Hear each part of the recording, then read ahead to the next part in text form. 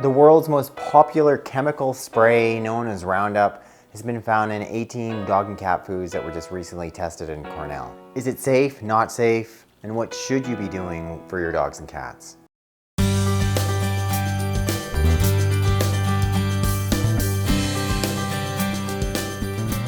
Hello you guys, welcome back to my channel. For those of you who are new, welcome. If you get to do so, I'd love for you to click the link below, check out my new Patreon page, and see how you can go a long way in helping support me make more of these videos with a small monthly donation.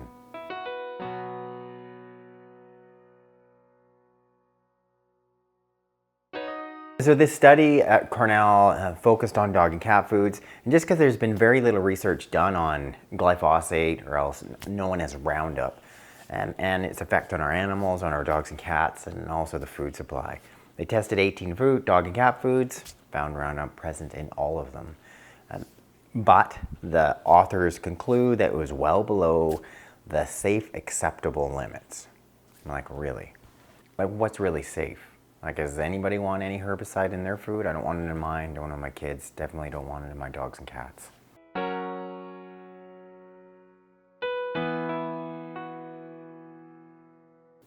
Roundup is the world's most popular herbicide. It's been widely used throughout the world, probably the last 50 years.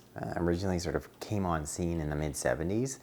But in particular in the last 10 to 15 years. So you can spray your crops, spray those plants, with obviously not a sprayer like this, some big industrial thing. So virtually every major agricultural crop in the world is now many of these are being grown with Roundup.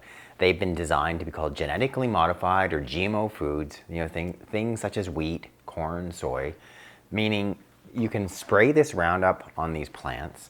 It's going to kill all the weeds. There's nothing to compete against the plant. You're going to have far more food produced. Maybe good if you're a commercial farmer. You're going to kill all those weeds. They're not affected. Yet now you're left with residues of this Roundup, this toxic herbicide within that plant, within those soybeans that you may be consuming.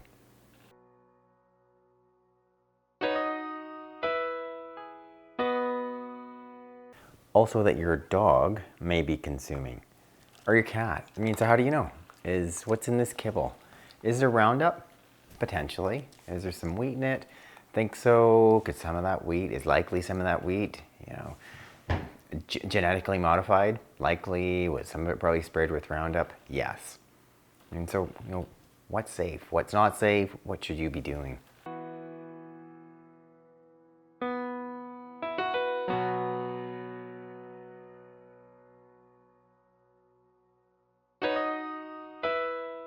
When you go do some of the background research and try to get a sense, is this safe or not safe? First of all, many of the scientists claim that because it's a completely different mechanism, the way it kills weeds, or obviously plants are designed much differently than you and I and our dogs and cats.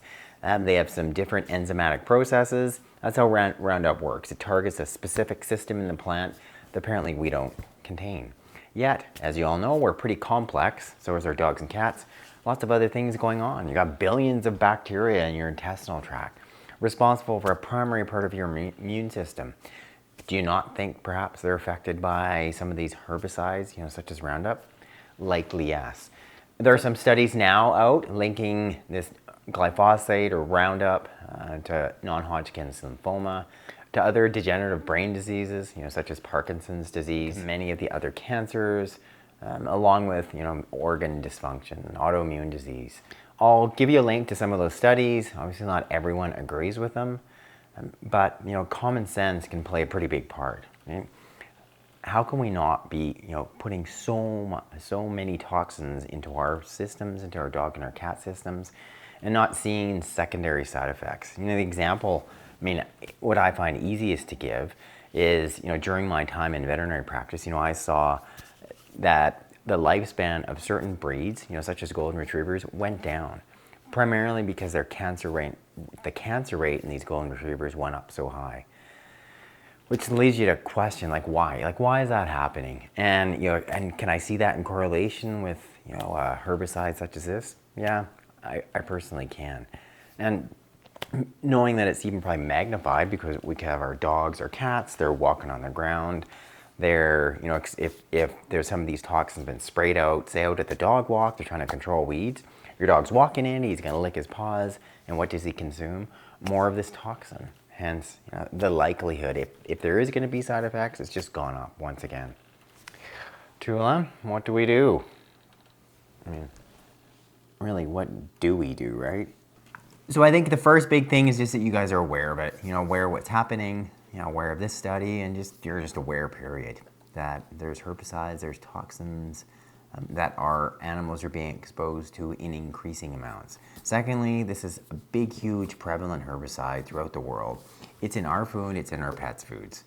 Know about that. Third, just be more conscious about the food you're feeding your dogs and cats. If it can be non-GMO, it can be like Roundup free. Obviously, that's what you want.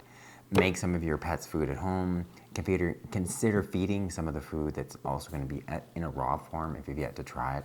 I'm doing more of that with Tula, and you know, the more I read about this, the more I feel, you know, the urgency around doing something differently. So more than anything, I just encourage you guys to, you know, look at doing things differently if you're not doing anything different now. Just putting some more thought into, you know, what your dog and cat's being exposed to, what's in their food in the first place, and making, you know, some better choices. So potentially, and the idea is that we're just going to prevent some diseases from showing up, and they're going to be living longer and healthier.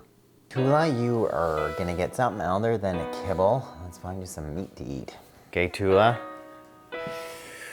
What does he choose? Okay, you have kibble, you have meat. What do you pick? Yeah, that's what I thought. Good girl. Mmm.